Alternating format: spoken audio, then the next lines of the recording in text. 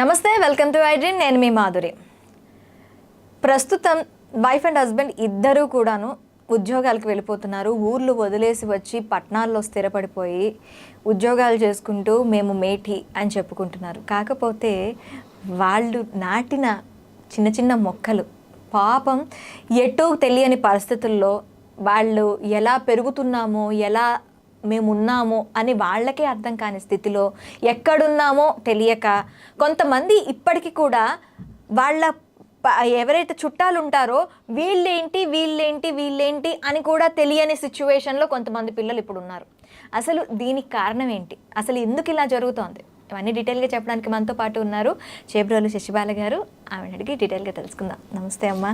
నమస్తే అమ్మా. పిల్లలకి కనీసం ఇప్పుడు వాళ్ళ పెరిగే దీంట్లో లోపాలు కనిపిస్తున్నాయి ఆ చుట్టూ ఉండే పరిసరాల్లో. ఎందుకంటే వైఫ్ అండ్ హస్బెండ్ వాళ్ళతో ఒక ఆయా ఉంటుంది, ఆయానే అమ్మ కంటే ఎక్కువ వాళ్ళకి అవుతుంది. తర్వాత వాళ్ళకి సంబంధించిన ఎవరైతే ఇప్పుడు ఆ అమ్మాయికి సంబంధించిన అబ్బాయికి సంబంధించిన చుట్టాలు ఎవరు కూడా వీళ్ళకి అంత అవగాహన ఉండట్లేదు. వీళ్ళెవరు, ఏంటవుతారు, వీళ్ళేమవుతారు అనే సిచ్యువేషన్కి వెళ్ళిపోయారు. అసలు దీనికి కారణం ఏంటి, దీన్ని తగ్గించాలంటే ఏం చేయాలంటారు? పిల్లల్ని పెంచటం అనేది ముందు తల్లిదండ్రులు తెలుసుకోవాలి. మాకు తెలియదా అని అంటారు.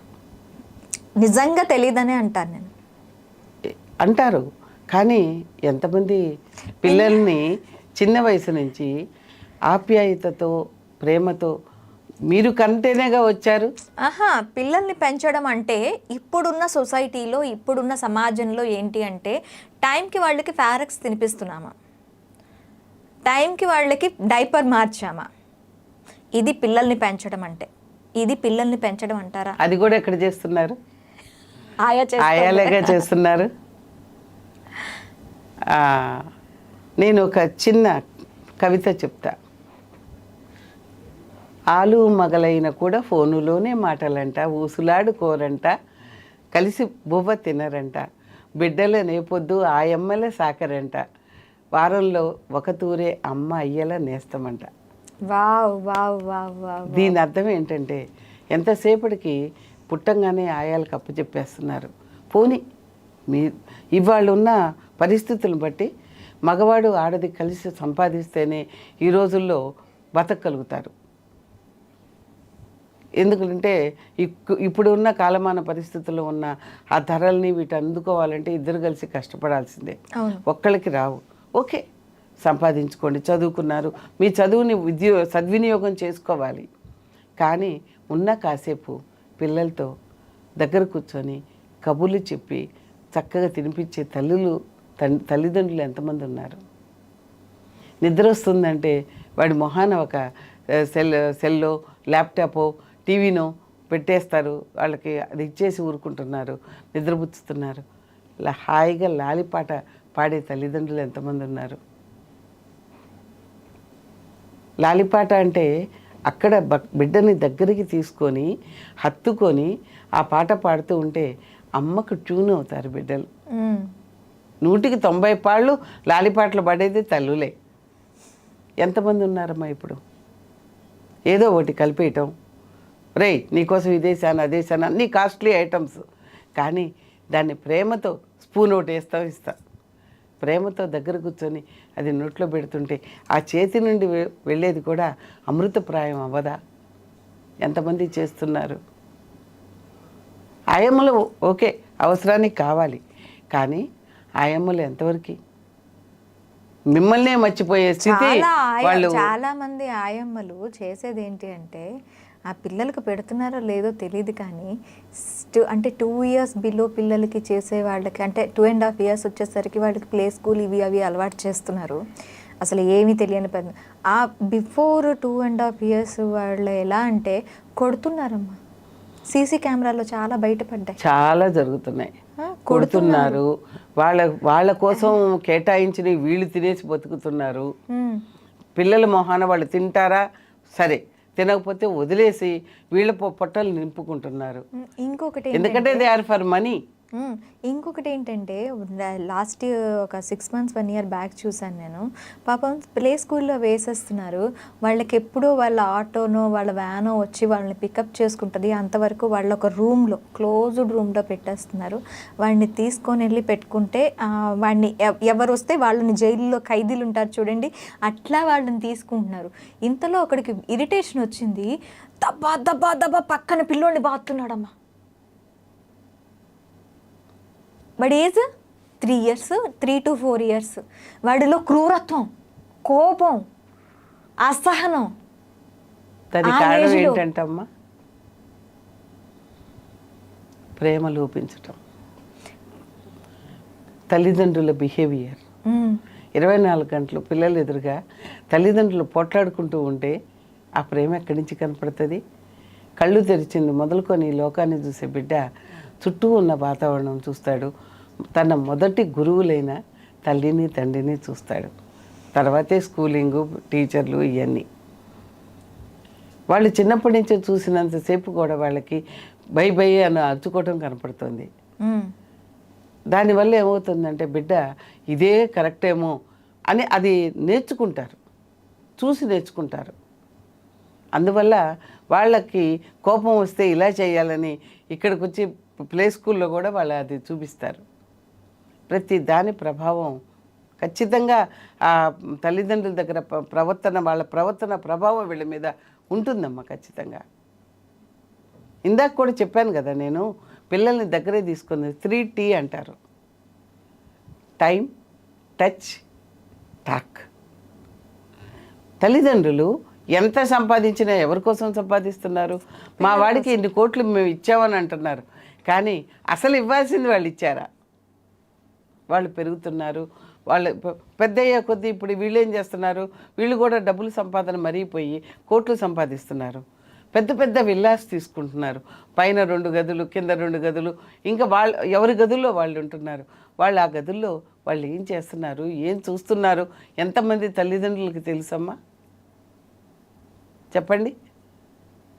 సెల్లు పెడుతున్నారు, అన్నం పెడుతున్నారు. ఈవెన్ ఇళ్లలో, ప్రతి ఇళ్లలో జరుగుతుంది. కానీ మిగతా టైంలో దగ్గరికి తీసుకొని ఒక మంచి నీతి కథలు చెప్పేవాళ్ళు ఎవరైనా ఉన్నారా? దానివల్ల ఏమవుతుంది? పైగా ఇందాక మనము మాట్లాడుకున్నాం సంప్రదాయం గురించి. పాశ్చాత్య సంప్రదాయాల్లో ఈరోజు ఈ తండ్రి ఉన్నాడు, రేపే తండ్రి ఉంటాడో తెలియదు. ఈరోజు ఈ తల్లి ఉంది, రేపే తల్లి ఉంటుందో తెలియదు. ఇటువంటి పరిస్థితుల్లో అమెరికాలో చూసారా? అమెరికా అంటే ఎనీ ఫారిన్ కంట్రీ, చాలా వరకు అమెరికాలో జరుగుతుంది. వాళ్ళకి ఏంటంటే ఈ తల్లిదండ్రుల స్కూల్కి వెళ్ళంగానే టీచర్లు అడుగుతారు, మీ అమ్మ మీ నాన్న కొడుతున్నారా? ఎందుకు అడుగుతున్నారు? కొడతారు. ఎందుకంటే ఈరోజు నాన్న రేపు ఉండడు, ఈరోజు అమ్మ రేపు ఉండదు.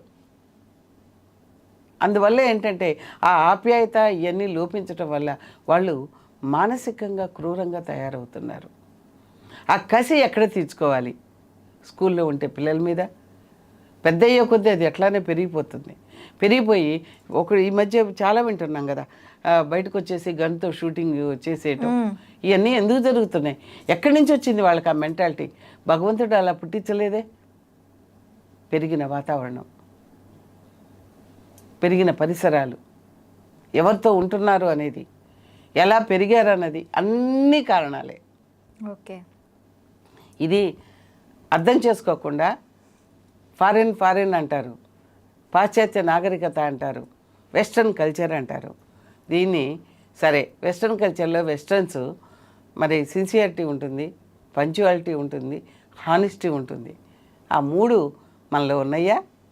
అవి చాలా కష్టం కదా. మరి అలాంటప్పుడు ఆ 3 నేర్చుకోకుండా మిగతా పనికి మళ్ళీ నేను ఎందుకు నేర్చుకుంటున్నావు? అవి మన సౌలభ్యం కోసం మనం నేర్చుకుంటున్నాం అది. అందువల్లే ఈ గొడవలు ఇవన్నీ ఇట్లా కలికాలం ఇట్లా మారిపోవటానికి కారణం అదే. ధర్మం ఒంటి కాళ్ళ మీద కుంటుతూ నడుస్తుందని అంటున్నారు. అంటే ధర్మం 3 పాళ్ళు నశించింది అని అర్థం. దాని అర్థం ఏంటి?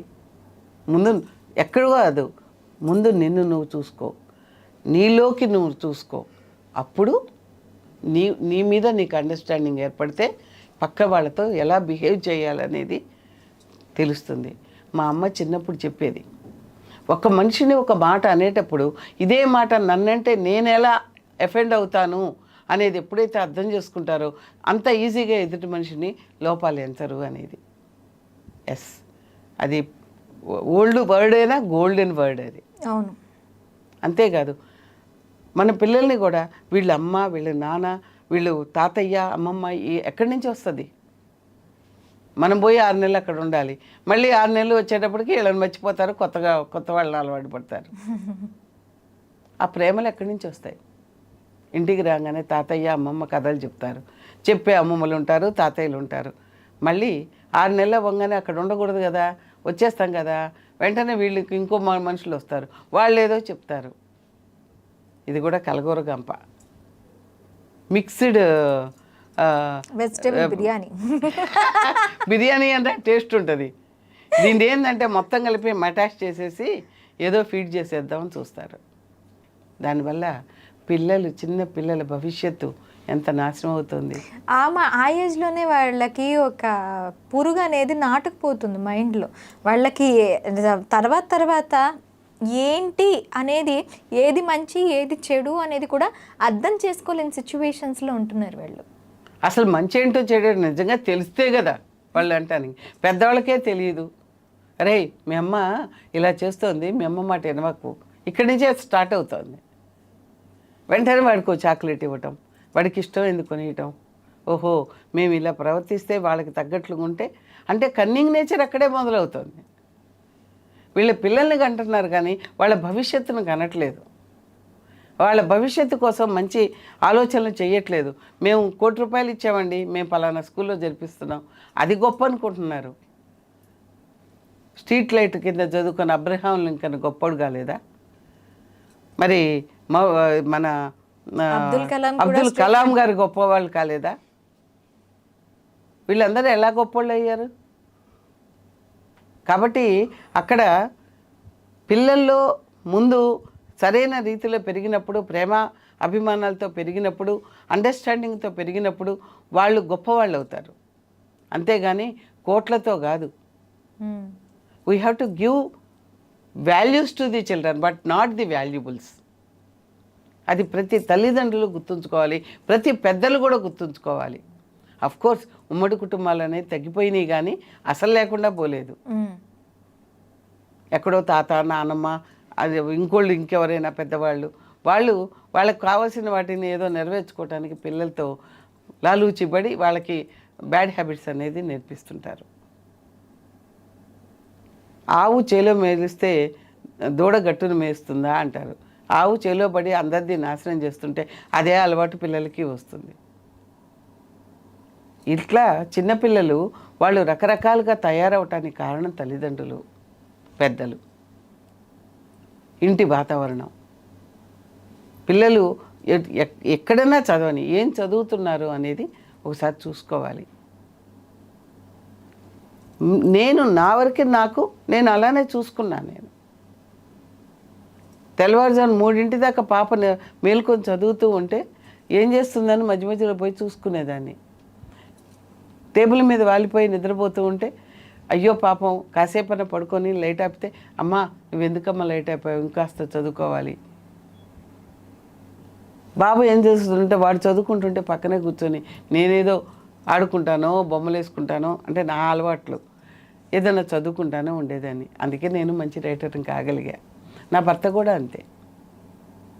వాళ్ళు చదువుకోవట్లేదంటే ఒరే పోనీ నేను చదువుతాను వినరా అని చెప్పని వాళ్ళకి తను చదివి అండర్స్టాండింగ్ చేసేవాళ్ళు. మాకు ప్రతిరోజు రౌండ్ టేబుల్ కాన్ఫరెన్స్ లాగా ఒకటి ఉండేది. భోజనం టైంలో అందరం కలిసి కూర్చొని జనరల్ నాలెడ్జ్ మాట్లాడేవాళ్ళం. ఒరే తమిళనాడు క్యాపిటల్ ఏంట్రా, అక్కడ సిరిమావో బండారు నాయకి ఎవర్రా, ఇందిరాగాంధీ ఎవర్రా. ఈరోజు నా పిల్లలకి పురాణాలు తెలుసు, పాలిటిక్స్ గురించి కొంత తెలుసు, జనరల్ విషయాలు చాలా తెలుసు.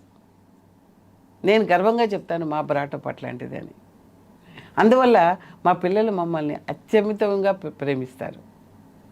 ఆ కనెక్షన్ చిన్నప్పటి నుంచి మీతో మీరు ఇచ్చిన ప్రైవసీ, అంటే ప్రైవసీ అనేది నాకు నా భర్తకు కాదు, నాకు నా పిల్లలకి అనే దీంట్లో మీరు మూవ్ అయ్యారు. ఎస్, సో అందుకని Exactly. చెప్పి ఆ ఇదనేది, ఆ ఇంటెన్షన్ అనేది వాళ్ళలో కూడా మెదిలింది. రేపొద్దున్న అదే తీరుతో వాళ్ళ పిల్లలతో కూడా వాళ్ళు ఉంటారు. అంతే కదమ్మా, పిల్లలు తల్లిదండ్రులను చూసి చాలా నేర్చుకుంటారు. మా పాపని మా వారు అన్నారు, అమ్మ ఇదే కావాలని ఎందుకు అనుకుంటావు, ఇంతటితో ఇక్కడి వరకు అంత మరీ ఓవర్గా ఎందుకు స్ట్రెయిన్ అవుతావంటే, నాన్న 60 ఏళ్ల వయసులో కూడా నువ్వు ఇంకా చదువుతూ ఇంకా ఏదో చేయాలని తపన పడుతున్నావే, నాకు 20 కదా నాన్న, నేను కష్టపడద్దా అనంది. 24 గంటలు కష్టపడే తల్లిని తండ్రిని వాళ్ళు చూశారు. మాకు లేక కష్టపడటం కాదమ్మా, కష్టం విలువ తెలుసుకోవాలి. ఆకలి తెలిసినప్పుడే అన్నం విలువ తెలుస్తుంది. అవును. కష్టం పడే విలువ తెలిసినప్పుడే సుఖం విలువ తెలుస్తుంది. కన్నీళ్ళ విలువ తెలిసినప్పుడు ఆనందం విలువ తెలుస్తుంది. ఇది ప్రతి మనిషి కూడా గుర్తుంచుకోవాల్సిన విషయం. ఓకే అమ్మా, thank you very much. Thank you అమ్మా, థ్యాంక్ యూ వెరీ మచ్.